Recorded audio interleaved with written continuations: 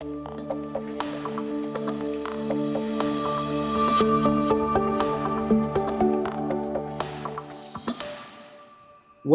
to our series, MasterMinds, Lessons in Leadership. I am joined by my co-host, Peter Linneman. And Peter and I every week address the subject of the intersection between strategy and leadership, which we feel is at the vortex of what makes any great company great. And we have the distinct privilege of having with us today Tom Baltimore, who is the chairman and CEO of Park Hotels. Tom earlier was the CEO of RLJ Lodging Trust. He also is chairman of Prudential Financial and was recently appointed to the American Express board. And finally, last but not least, is also the chairman of NAREIT. And Tom and I had the distinct pleasure of working together with Chris Nassetta and John Gray in recruiting Tom to Park Hotels. And this is a quote from Chris Nassetta when Chris said, Tom is absolutely the perfect person to spin this company out and take it public. And Chris was absolutely right. Tom has done a terrific job. So Tom, welcome. Bill, thank you. And Peter, it's a real honor and joy to be with both of you. Thank you for that warm introduction. Couple points of introduction, clarification if I could. I'm actually on the Pru board. I've been on it for 13 years. I am the former lead director, not chair. And I also was the chair of NAREIT, but fortunately it's only a one-year term. So I did serve as chair in 2018, and there are two extraordinary people that have succeeded me. We're just trying to give you more titles that more accolades for life, Tom. So. No, I appreciate it. It's an honor to be with both of you, and I mean that sincerely. Well, Tom, thank you for doing it. We're very privileged to have you. So, Peter, do you want to start off? Let me start off. Your sector, the hospitality sector, has been a really quiet. Nothing's happened. No issues that involve strategy, either long or short term, for the last few years. But on a serious note, you probably faced two dramatic issues over the last 13 months. One was more or less immediate. What do you do strategically? And the other is, and what do you do after that? How did you think about the strategy? What did you do to formulate the strategy? And how are you formulating strategy? Peter, it's a great question, and you really hit the nail on the head. We were all faced with an unprecedented pandemic. None of us planned for it in our business plans. Fortunately, I've been in this industry for north of 30 years, and I'd been through a few cycles. So I had experienced, obviously, the 9/11, the great financial crisis. I even saw early in my career when Marriott struggled in the late 80s. So as a seasoned veteran, I clearly knew the first thing was not panic. I'm also surrounded by an extraordinary team of men and women. And what we were faced with initially as we encountered was we needed to make clear and decisive actions. First and foremost, to take care of the men and women on our team.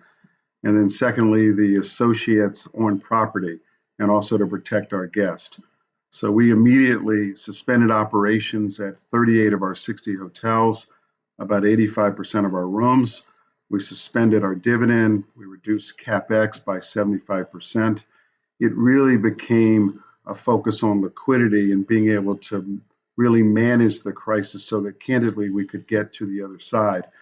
We initially began with a cash burn rate of about $85 million per month. Now, unfortunately, we were a public company, but that is a brutal headwind for a business that has both operating leverage and financial leverage. We immediately set out to not only close those hotels, but figure out how we could save money. We then reached out to our bank group and sought covenant relief. We knew that they would work with us, certainly given the facts and circumstances. But then we immediately set out to do our first high-yield bond deal that allowed us to raise about $650 million, and then we pushed out our maturities. We were among the first, if not the first, in our sector, and I'm really proud of our team by being that proactive. We subsequently followed up with a second round and a second financing, which allowed us to raise an additional $750 million in equity, so approximately 1.4 billion in additional equity and pushing out maturity. So that turned out to be a really wise and prudent decision for the management team at Park. After you get through phase one, you've closed everything, you've shut down, you've protected your associates, you protected obviously your guests. You then got to make the phase two decision as to when do you reopen. And given what we were faced with a series of government mandates, even within states and cities, take New York State versus New York City and the different requirements there, or the state of Illinois versus the requirements in the city of Chicago. And even today, as we're sort of reopening hotels almost more than a year later, we only have 51 of our 60 hotels open. So we still have hotels. The New York Hilton is still closed. The Chicago Hilton. We have 4 of our hotels in San Francisco that are also closed. Part of that's government mandate, but part of that's because those offices haven't reopened and those employees haven't resumed.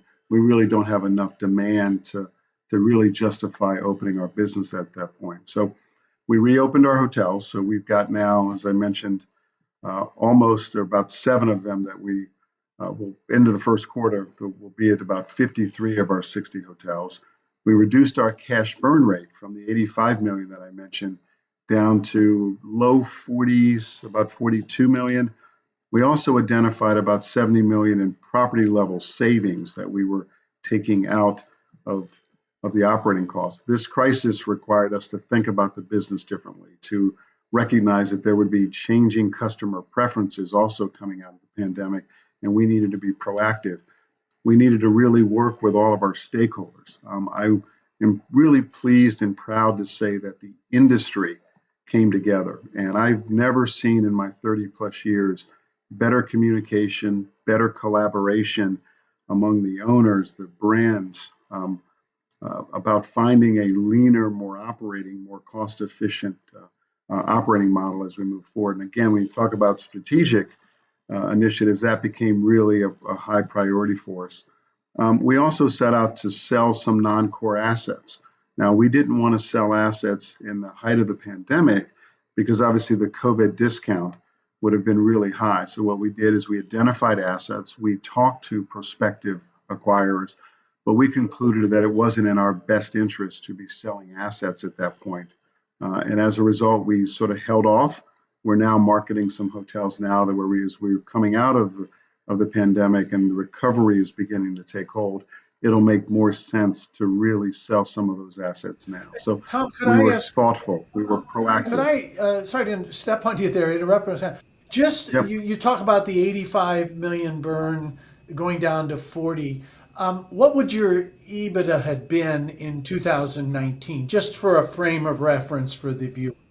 Yeah, we would have been north of 800 million plus or minus in that range as a public hotel REIT. And we're the second largest lodging REIT with about 60 assets and about 10 billion in assets plus or Yeah, I minus. just wanted the viewer to have Yeah. a perspective of the magnitude of the swing. I know you knew it, but Yeah, and when you think about that swing, I mean, we went from obviously that 800 million plus or minus to, losing a few hundred million in 2020. Never in the history of lodging has anyone seen anything really this unprecedented. And we use the phrase that we were hit by an asteroid, and no fault of anybody's, but we certainly had to respond well, to it. Bill, that's an easy kind of lead into you, right, on leadership, I think, right? Yeah. Absolutely. And if you look at the loss in the perspective of the overall, environment, Tom, that's quite an accomplishment for sure. So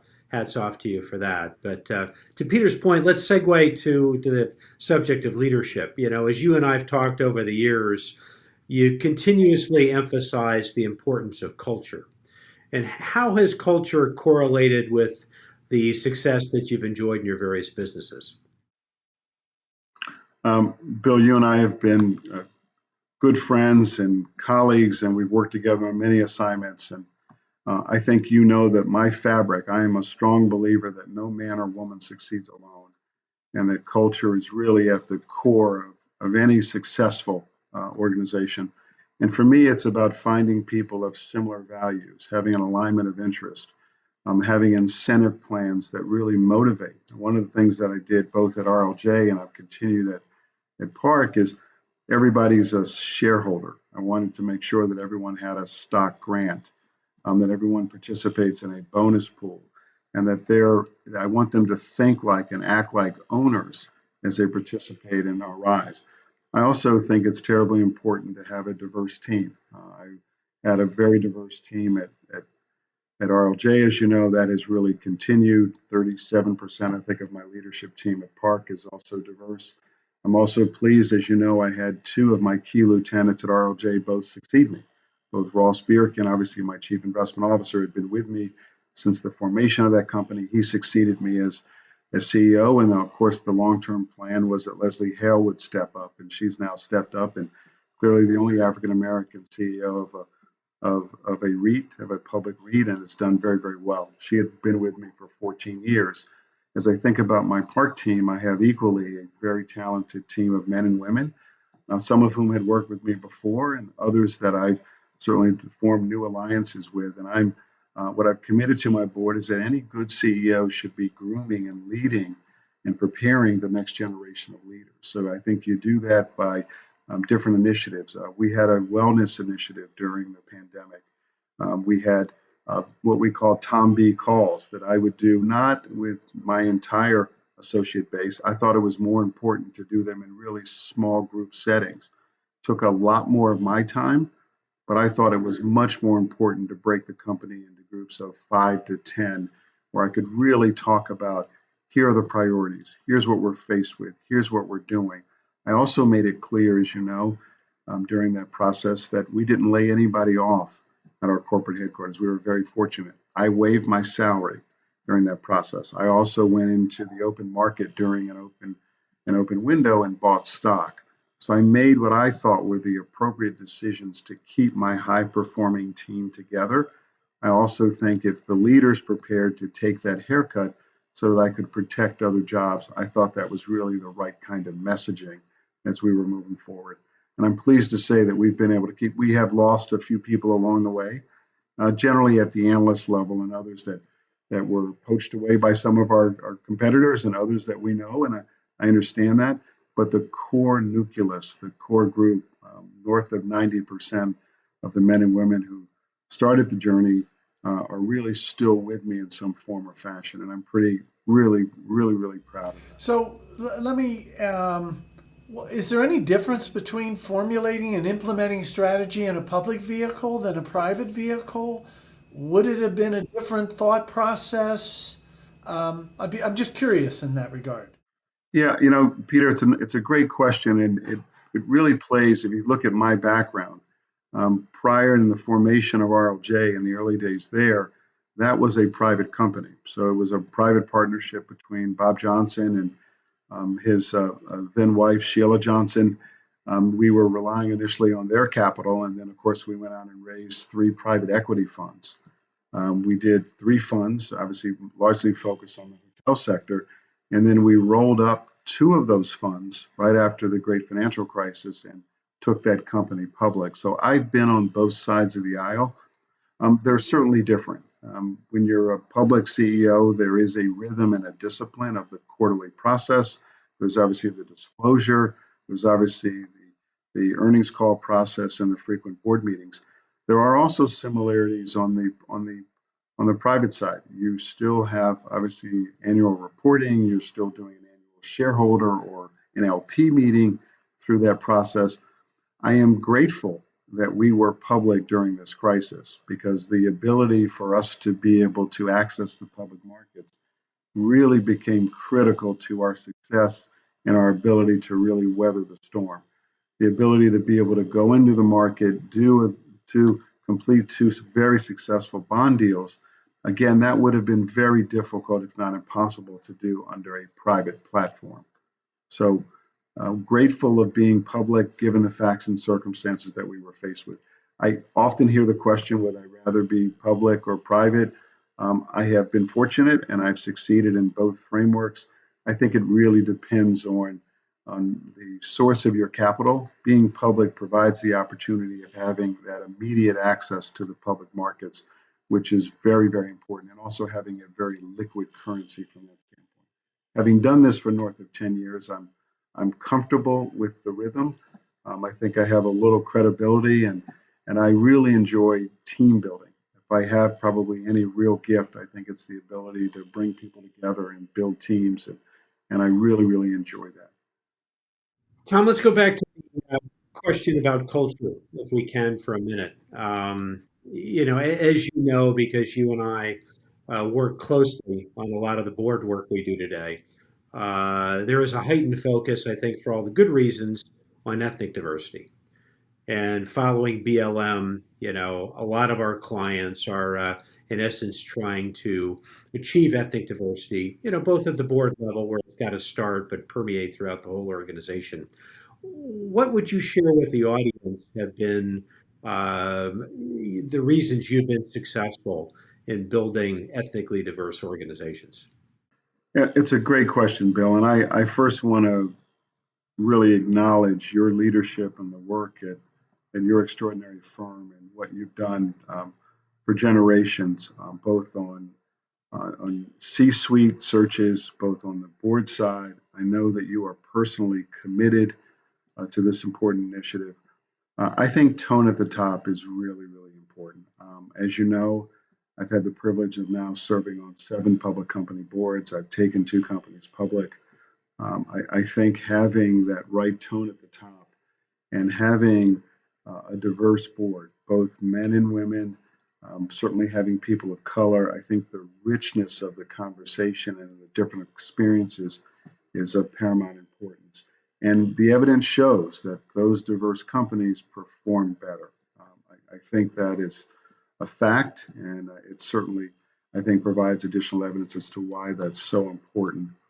One of the things that I think that boards can do is they can provide both framework and encouragement. They can also make sure that there are incentive plans, particularly on the comp side, those management teams to make sure that they are pushing and working hard to have really diverse management teams.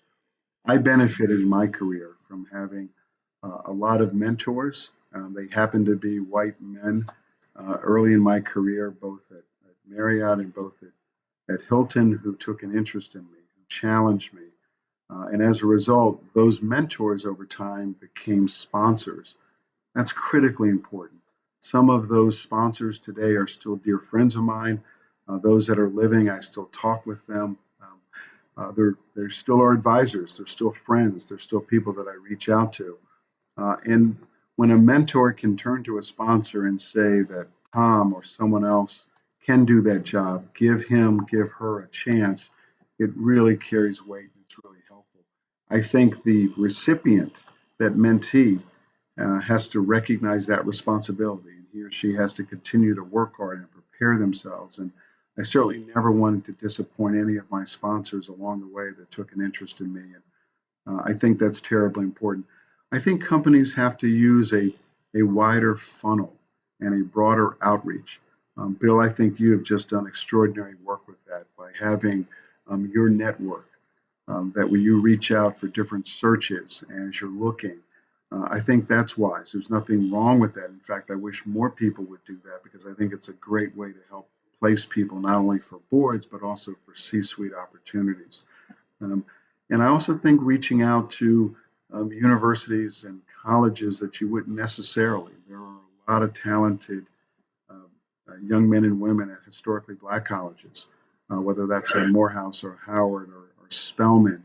And having that outreach, again, widens that funnel and also gives a broader pool of people in which to draw from.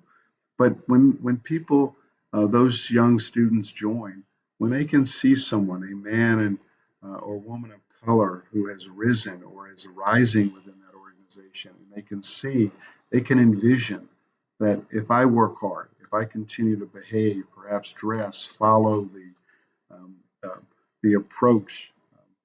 I learned so much from my mentors, and it's simple things that because I didn't have anyone in my family that had been in business, so it's simple things as to how they presented, how they looked, how they spoke. I mean, it's little nuances like that. All of those are teachable moments as part of that growth. And then you learn about excellence. You also learn there were styles that I learned along the way that candidly, styles that I did not necessarily want to follow. But it was good that I saw that there were men and women whose styles weren't necessarily compatible with mine. Some of them succeeded and others of them didn't. And I could see the correlation of that. So that was also helpful for me in my Mhm. career. One follow-on question, and then I'll turn it back to Peter. They talk about this issue of unconscious bias. How important is it to create a culture which is more accepting and understanding? Terribly important. We have required all 100%. We go through what we call Compliance June, where we go through a series of different training modules, and we require everyone, including me. And unconscious bias is an important part of that. Let's be honest, and if we're honest with ourselves, we all have that unconscious bias. We all suffer from that. I think part of being open is just being acknowledging it and thinking about what those cues are, what those triggers are. And there have been examples where you take two students who have the exact same experience, the exact same education, but you change one name to more of an ethnic name, and for whatever reason, that ethnic name is never picked to get that interview or get to the next round of that interview. That's a perfect example of an unconscious bias, and we all have to sort of check ourselves as we're working through. We spend a lot of time making sure that we have the appropriate outreach, that we have a wider funnel, and that we also want to make sure that we're giving men and women of color an opportunity. There's no guarantee. They have to have the experience, they have to be a good fit, but there are also examples. I'd say half of the people that worked with me at RLJ and probably a third of the people at Park don't necessarily have a lodging background. If they're smart, if they have that mindset of continuous improvement and continuous learning, they can make that pivot. We can teach them the fundamentals of real estate and the fundamentals of the lodging business.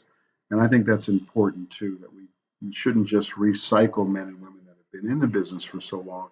We look for that next generation of leaders. So, Tom, a lot of what's been embedded, or at least as I hear it, embedded in the last couple of minutes of what you've been speaking about, is about values and things that are important to you and so forth in life. I don't know if your parents are still alive, but one of the questions we're asking people is um, what are they or would they be proudest of about you and your achievements? Peter, thank you for that question. Unfortunately, my late parents have since passed, and unfortunately, they both died far too young, and so they didn't see all of the good fortune and the things that happened in my life. But there is not a day that goes by that I don't think about my parents. Both my parents grew up in the Warrington, Front Royal area of Virginia. They went to segregated schools. My mother gave birth to me at 17. My father was 18. They were high school sweethearts, subsequently married, and then moved to the DC area to begin their lives. My mother was uh, focused, relentless about the importance of education. She did live long enough to see all five of her kids graduate from college and for me to finish graduate school. And she used to talk about the importance of education and how that was the escalator, that was the difference maker. And every chance, every opportunity as I was ascending in my career where I had to do something and had a challenge to do something that was outside of my comfort zone, she was always the first to say, you should try that, you should do that. You grow in those dark places, you grow through that adversity, you grow when you push yourself outside your comfort zone. So I think she would be proud. I think she would be pleased. What I hope she would be most proud of is that I married an extraordinary woman and my wife Hillary, and that we've raised two solid kids, and that I'm a good husband and father. But she's got to be proud of the fact that your son can beat you in golf too, Tom. Yes, yes. Yeah, I'm the third best, soon to be fourth best golfer in my family. So, but I Absolutely, absolutely. Well, maybe a couple more questions, Peter. I'll start and you can finish up, okay? Tom, I know that philanthropy is an important part of your and Hillary's life and giving back to the community. Tell us a little bit about why that's so meaningful to the two of you. Well, my late father and my grandfather were both Baptist ministers. So when I said earlier that I didn't have anyone in my family who had been in business, I used my mentors as sort of the role model in that front. But when it came to community and giving back and faith, I really had no better teacher than my parents and certainly my grandparents as well. And as a result of that, they used to use the phrase, "To whom much is given, much is expected." And so my wife and I believe passionately that you've got to give your time, your talents, and your treasure. And I'll start with my wife, who is relentless for those that know her. She has served on every one of our kids' schools. She's active in numerous nonprofit organizations, and not just as a member, but as an active board member. In fact, there's an N Street Village, which is a homeless shelter for women in the DC area. And Bill, you'll know that our dear friend, Arnie Sorensen, and his wife Ruth have been huge benefactors. And my wife, Hillary, and Ruth have served on the board for north of 5 years together. In fact, my wife has chaired the annual gala. Even they did it virtually for the last 5 or 6 years in a row. To give you an example of her commitment to the organization. And I too have found ways where I can give back. I've been very active in my alma mater at the University of Virginia. I'm teaching my annual class. I teach a class one day a year. I think if they had me do it more than one day a year, they would fire me quickly. I doubt that. But I but I've enjoyed that. So I think it's important to stay connected to help the next generation and to certainly help those that are less fortunate. And we try to do it in a small way, and we try to be helpful. Well, that, Bill, I think I have time for one more I might do. That sets up, I spent obviously huge amounts of my life uh, trying to give advice to young people, still do, many people that I mentor and such. What advice would you give to, I don't know, a 25-year-old, 23-year-old, 30-year-old version of yourself in today's world? Yeah, Peter, another great question. I've always used what I call my three P's, and for me, it first begins with prayer.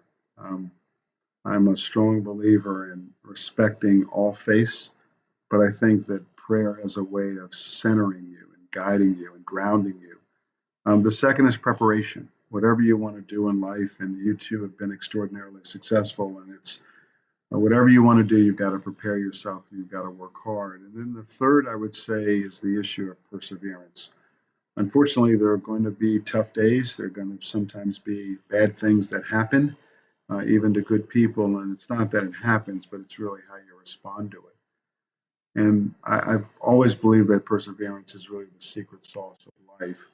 The other thing that I would add is you have to believe in yourself, and you have to be prepared to bet on yourself. I took a fair amount of risk in my career. I'm walking away not once but twice from great opportunities where I was comfortable and in decent standing.